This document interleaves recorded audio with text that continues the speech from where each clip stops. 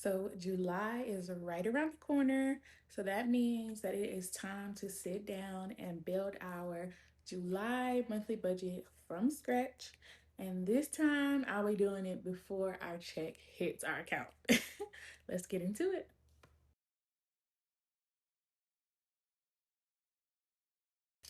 Hey y'all, welcome back to the Stewards Ledger, where we budget with purpose and live with joy. I'm Alicia, a wife, mom, teacher, and your budgeting bestie, walking this faith based finance journey right alongside you. If you are new here, welcome, welcome, welcome. We are a real family paying off over $190,000 of debt using zero based budgeting, cash envelope stuffing, and following the Dave Ramsey baby steps. And we document every single step right here on this channel. So make sure you subscribe and turn on your notifications so that you don't miss what we have coming up because we're just getting started. All right, so before we get into the numbers, y'all, I want to remind those who may know and help those who may not that a zero based budget means that every single dollar of our income is going to get assigned a job, right? Before the month begins. Now, to be clear, that does not mean we're going to be broke, and that does not mean we're going to spend every single dollar. It just means that every dollar is going to have a destination. Like some is going to go to bills, some is going to go to giving, some to debt payoff, and then, of course, we want to get to where we can start saving up. But nothing is going to float around unassigned with no job. Because when our money does not have a plan, it just tends to disappear. And that's how we get to like, where in the world did our money go? I've definitely been there and I don't want to go back. So, zero based budgeting is how we are going to stop that from happening. Okay. So, let's go ahead and get into our specific July numbers for our July monthly budget. So, the very first thing I do when I build a new month's budget is figure out exactly what is coming in. That way I can, make sure I know exactly how much I'm assigning to the different places. So, for July, our projected income is $9,204.06. And then we also may get some sales in July from our Christian apparel brand called 102 Brand. Thanks so much to those who have supported thus far. It's really been nice, seeing those orders come in. We're actually gearing up for our next launch that will be happening in the fall, probably around like September. And so, yeah, that will be tracked in the deposits field and it's marked as zero just because we don't know, how much it would be. It depends on what people buy and how much of it and all that kind of stuff. If they have any discounts and all that. So that will be marked under deposits. So our total projected income for July again is $9,204.06. The first category I like to fill in every single month before we do anything else is our tithes. For us, tithing is not optional. We give 10% of our income rounded to the nearest dollar before we pay anything else. And it's actually like each check, 10% of each check rounded to the nearest dollar and then added as a total, which gives us $922. Quick sidebar. I really, really love this spreadsheet because I just put everything in the setup tab and it actually populates in all the other tabs. So, of course, if you've used a spreadsheet, you know that already. But if you have not, that's like the my favorite thing about a spreadsheet is just being able to set everything up in a setup tab and it populate to all the other ones and really, really cuts down on, the time that is spent completing a budget and all that kind of stuff. And we can spend more time on the fun stuff like cash stuffing and creating the different tools and stuff that I want to use because I'm really like creative. And so I like to make my own envelopes and placeholders and all that kind of stuff. So Anywhere that I can save time and do things that I love, that's what I'm gonna do. So again, that's already calculated at $922. And that amount is going to come out first, or each time we get paid, we take out our tithes first. Everything else gets built after that. Okay, so let's move on to our other fixed expenses. These are the bills that are the same every single month, and they have to be paid no matter what. Um, we make sure that these are correct first before we do anything else because they are non-negotiables. And so, um, first, so we are, again, I said it in the last video, we are carrying two school payments. This AOS one is ASA school, and then over here in variable expenses is their daycare payment because it varies. For example, in July, it's actually a lot less because they are only in daycare for 2 weeks in July, and then they have 2 weeks out for like a little summer, and then they go back in August.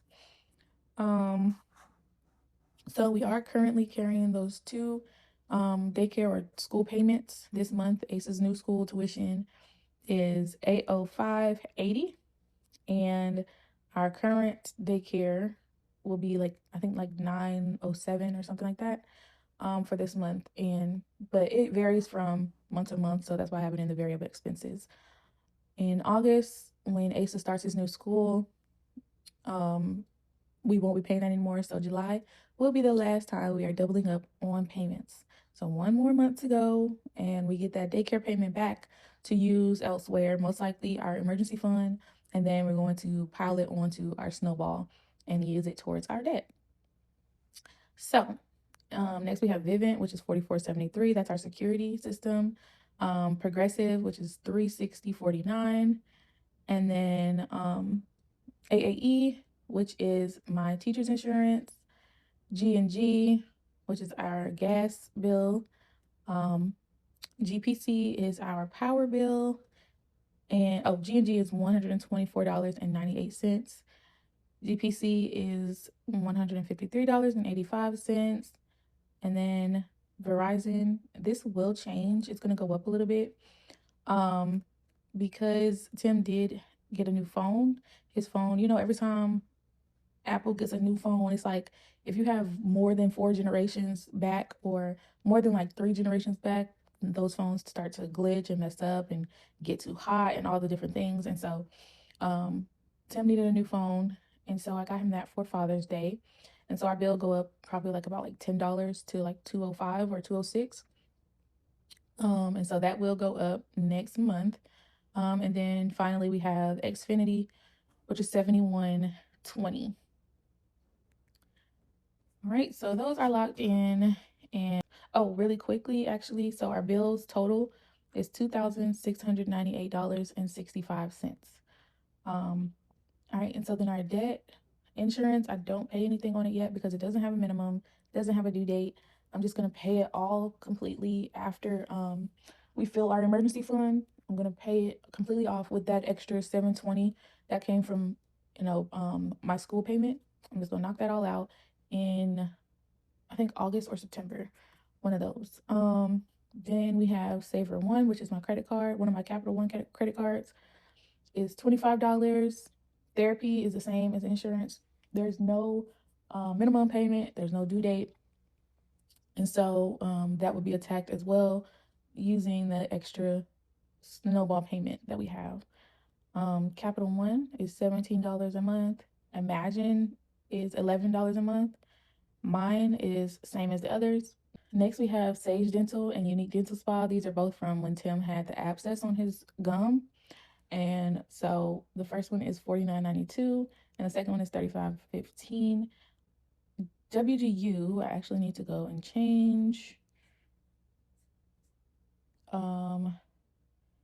this end date.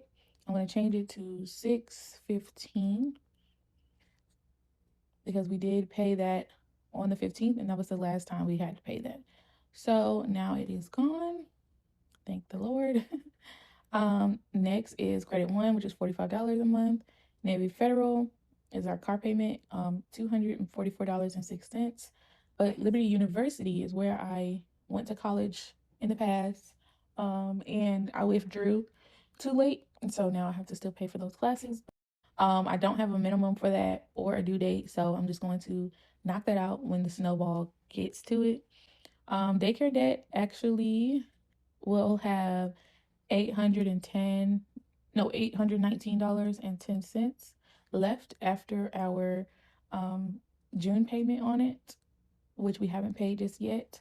We will be paying that with Tim's check on the 26th. Today's the 24th, so um yeah.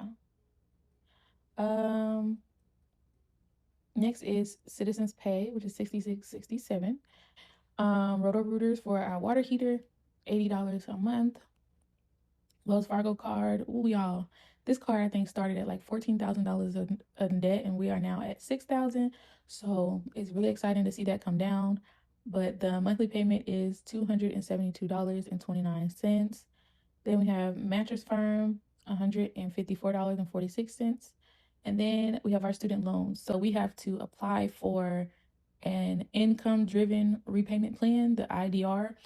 Um, or I think it's like IDR and IBR. One of them are under the other, but anyway, so we have to apply for that by July 1st, I think. So I'm going to look into that actually, because if we do have to apply for that by July 1st, that means we're going to have to start making payments in July. So I think I'm going to actually, after filming this video, I'm going to call our student loan companies to see what all needs to happen, because we may have to start paying on our student loans. Which means our snowball is probably going to be not a snowball anymore. That's a little saddening. Anyway, so we don't pay anything on that at this very moment. And then lastly, we have our mortgage, which is $1,527.32. Yeah, so our total is $3,346.97 for debt payments. I will be giving quarterly updates on our debt payoff journey. Um, right now, we are projected, if we can still keep our snowball, we are projected to be done with baby step 2 in December of 2027. We won't be trying to pay off our loans because they are both in the forgiveness program. And so that means we only have to pay 120 payments, and then the rest will be forgiven. Now, granted, of course, that's 10 years, right? So we wouldn't be out of that debt for the next 10 years. However, I don't necessarily know if it would be better or worse, just because of the simple fact that we would still end up paying less than what we would pay if we tried to pay them off. Now, let's just get over into our subscriptions. Um, so our subscriptions, we have Apple storage for all of our our storage on all of our devices, goes up. So we pay that $9.99. I use Claude, which is $20. That helps with like different planning, whether it's work, YouTube, all the things. Claude is so helpful. And then we have Shopify, which is our storefront or like our website for our business for 102 brand. And then Kindle for $11.99, Apple Care, Paramount Plus $13.99, Netflix is $8.99.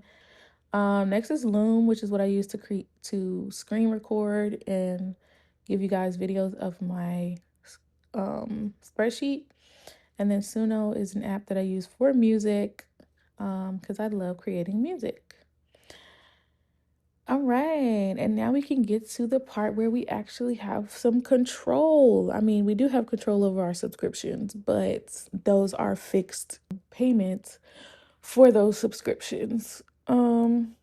But now we're getting to our variable expenses. Oh, my total for subscriptions is $134.95. I gotta remember to say the totals, but yes. And then variable expenses, these are the categories that will change from month to month. And this is where our envelope system comes in. And that's going to start with gas. So gas prices are going through the roof. But we didn't need 460. That was a lot for last month. Um, but we will put it at um let's see, 100, 200, 300, 400. We will put it at $400 because my car uses about 60 and Tim's uses about 40. Again, like I said last time, it could fluctuate a little bit. Like I could use a little more and he uses a little less sometimes, so it kind of balances out. Um, but yeah, so that's our gas. Household is going to stay at 600. That includes pretty much everything that we get from Sam's. Groceries, diapers, wipes, cleaning supplies, toiletries, all the things. I put it all in one category because I do not want to itemize every single, Sam's Club receipt. That's just how we manage it and it works for us. So yeah.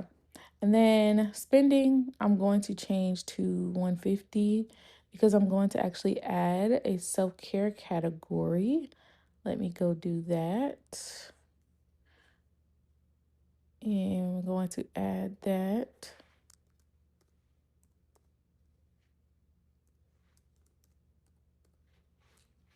And that's going to be 160. Um,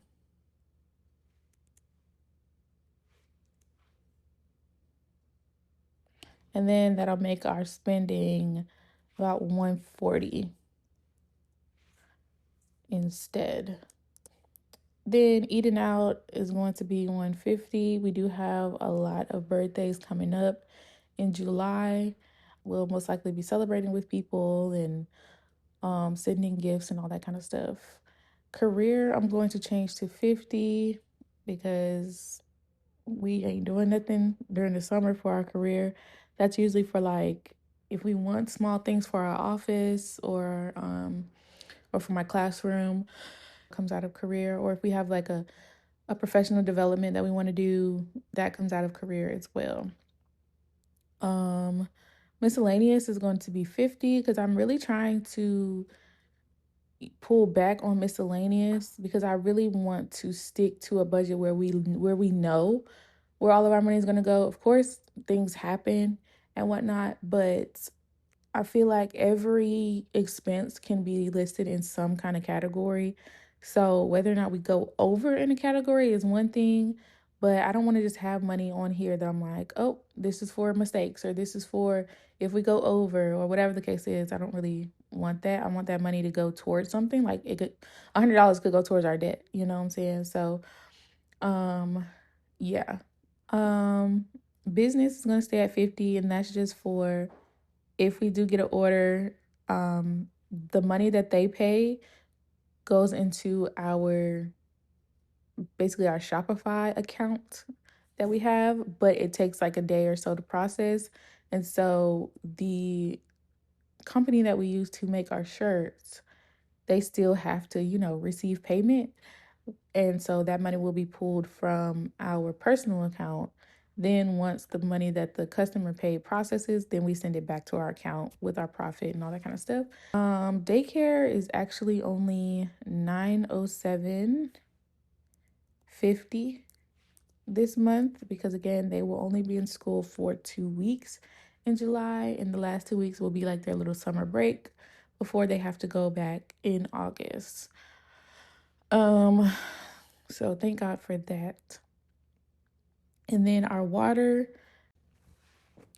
is $58.90.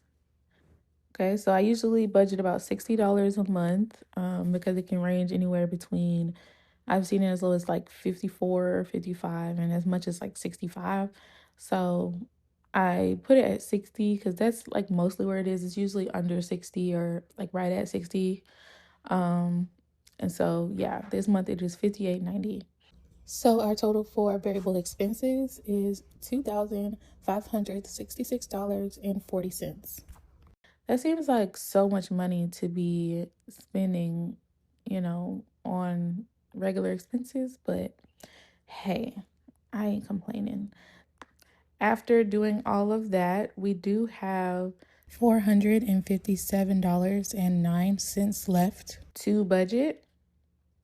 And this is what I was talking about. Like, we do have a good little bit that we have left over after all of our bills have been added and whatnot. So, all of that is going to go into our emergency fund. Cool. So, at least we'll save something in July because I thought we were going to be saving nothing in July. So, our income is $9,204.06. Our expenses are $8,746.97. And then our savings are $457.09, bringing us to our zero base budget. And then, of course, we might get some sales and stuff, so that could add income. Prayerfully, it does. That way we can get rolling on this stuff, y'all. Yes. All right, y'all. So that is our July budget. Every dollar has a job, every bill has a home, and every category is funded. Our goal is to have baby step one fully funded by August after paying off the daycare debt. Once the emergency fund is done, excuse me, every extra dollar is going to go straight towards debt. This is not a perfect budget. I can almost guarantee that something will happen this month that we have not planned for. But we still have a plan and we will adjust as we go, especially with the whole student loans thing. And that's what stewardship looks like. It's not a perfect spreadsheet, but a faithful effort to be intentional with what God has given us. Some specific financial goals for July. We do have our first goal of course, paying off that daycare debt. We want to pay that off by July 10th. Um, our next goal is to put that first payment into the emergency fund to start building that. Prayerfully, we can get that built up by August. And then, of course, our next goal is to stay with the budget, especially with variable spending, eating out, spending categories, all that. Those are my weaknesses. And so, my goal is to stay on the budget. I'm going to hold myself accountable and I'm going to report back in our mid-month check-in and then again in our budget closeout for July. So if you want to see those, make sure you subscribe and turn on your notifications. Now I want to hear from you guys. Have you built your July budget yet? What is one financial goal that you have for the month? Drop it down in the comments below. I genuinely love connecting with you all. I want to know about you. I want to know how I can hold you accountable if possible, or what I can ask about in the future and that kind of stuff. So yeah, if this video was helpful, give it a thumbs up, share it with someone who might need it. And I will see you guys in the next video. Let's keep budgeting with purpose and living with joy. Bye.